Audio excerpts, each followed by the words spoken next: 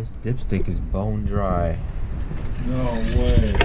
Alright, in this video I'm going to be replacing the ABS module in a 2013 Dodge Charger SE. It's got the 3.6 liter Pentastar motor. Now replacing the module is very easy. It's attached with 4 Torx type fasteners to the hydraulic unit. All you got to do is get those fasteners off and you can replace it and get the new one on and program the new one. However, this one has the windshield washer reservoir in the way, so we have to remove that. It's kind of a pain, but some people may find it easier to just disconnect the lines, put it back together, and bleed the brakes afterwards rather than go through this. This wasn't too hard if you're comfortable with removing all of the splash guards and all of the little fasteners and things like that, but you decide for yourself. So as you've already seen, the splash guard has to come off, the lower splash guard, and I'm going to peel this fender liner back just a little bit. I'm not going to remove the fender liner. There's no need to do all of that, but I'm going to pull some of these plastic fasteners off just so I could peel the fender liner back and have access to the area in the bumper or under the bumper where the windshield washer reservoir is. And this is where it's located. Here's one of the 10mm bolts right here, and on the other side, I'm going to move that camera around the reservoir. There's the other 10mm bolt. That's where they're located. I'm going to move that camera up the bumper so you kind of have a better visual on the location of it. Kind of move it back down. And this is the location of that. Once you have those 3 10mm bolts off for the windshield washer reservoir, you have to drain the windshield washer fluid from the tank and then lower the power steering pump so you have enough room to remove your windshield washer reservoir. Now, I can already see the comments coming from this one. I'm not going to do all that. I might as well just bled the brakes. Look, that's why I gave you the disclaimer at the beginning of the video. However, it's not hard to lower the power steering pump. We're not removing it. We're just lowering it. Remember that. There's only 4 bolts that hold it on. There's 2 16mm bolts and 2 10mm bolts. We'll get to that in just a moment, but as you can see, you're just going to unplug these connectors and drain the fluid. It took a little while for the fluid to drain out, so I kind of sat around and let the fluid drain out. Now here are the 2 16mm bolts. I'm not going to remove both of them. I'm going to remove one on the end, and you'll see which one I left on here, and the second one I just loosened up. And then the 2 10mm bolts I have here, I'll show you up close where they're located with the camera. You're not removing them either. You're just going to loosen them so you can lower that power steering pump. You just have to loosen them enough so that power steering pump comes down and gives you just enough room to get the windshield washer reservoir out.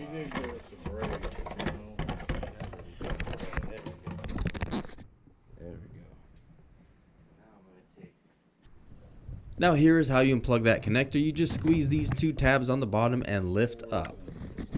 Now I did not have a Torx bit that was skinny enough to reach the back bottom part of the module, so I had to modify my own Torx screwdriver to fit. Now you can find these kits online where you can find longer and slim reach type of Torx drivers, so you're going to want some of those.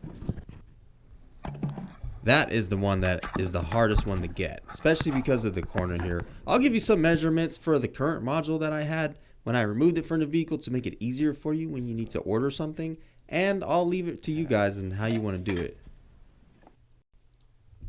The method that I'm using requires quite a bit of patience, but you will get them. Once you get those 4 bolts off, you can wiggle the old ABS module off and put the new ABS module on.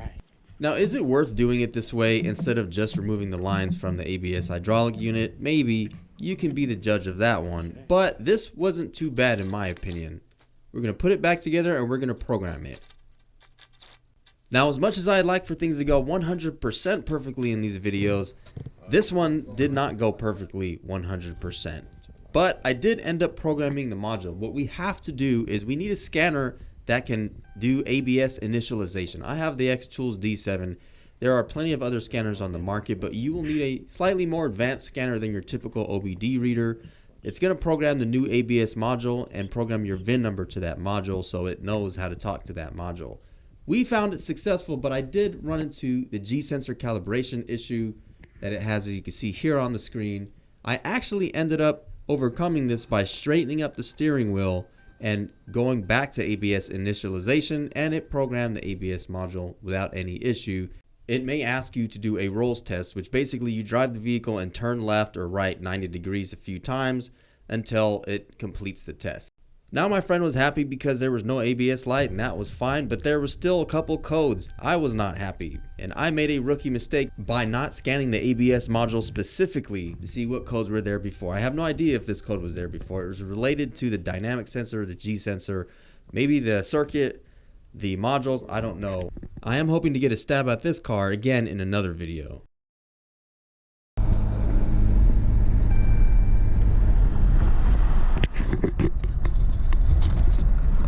Saw the oil pressure. Yeah.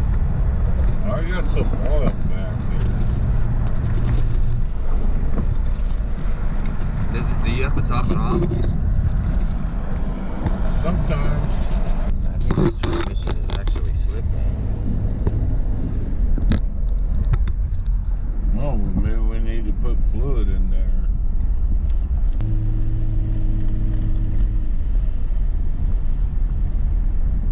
See, I usually turn it off and turn it back on and it runs fine. Really? Yeah. How often do you do this? Every once in a while. Okay. Not all the time, but I can't get on it. I think it's If I get on it, then it's going to do that. and the transmission feels good and everything once you restart it. Yeah. And I don't jump on it. See, it made a difference, didn't it? It did, actually. What the heck? Yeah. When I turn it on and off, it always... I think that's limp mode is what it's doing.